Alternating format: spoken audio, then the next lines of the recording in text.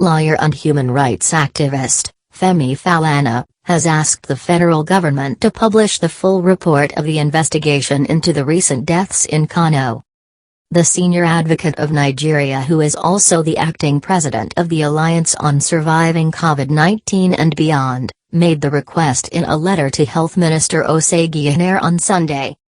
The letter read, "During a press briefing held at Abuja a week ago, you did announce that the Federal Ministry of Health, the Kano State Chief Epidemiologist, officials of the Kano Public Health Department and those of the Nigeria Center for Disease Control, NCDC, had commenced an investigation into the strange deaths and mass burials currently going on in Kano State.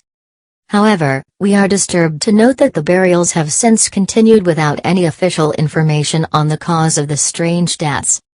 The people of Kano State and Nigerians, in general, are worried over the worsening health crisis as it may spread to other parts of Kano State not yet affected as well as other parts of the country if not urgently addressed. But since the Kano State government is completely overwhelmed, we hereby call on the federal government to take over the management of the crisis without any further delay.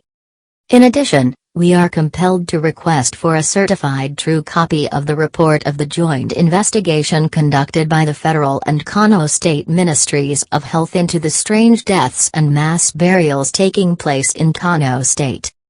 The report should include the nature and cause of the deaths, the number of casualties and patients currently undergoing treatment in hospitals, as well as an outline of the measures being put in place by the federal government to stop the strange deaths involving mass burials.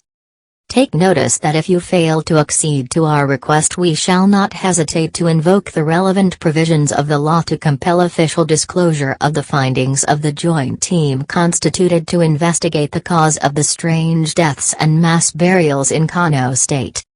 Falana said the request was made in accordance with the provisions of the Freedom of Information Act, and Ehnaire is required to publish the report within 7 days of receiving the letter.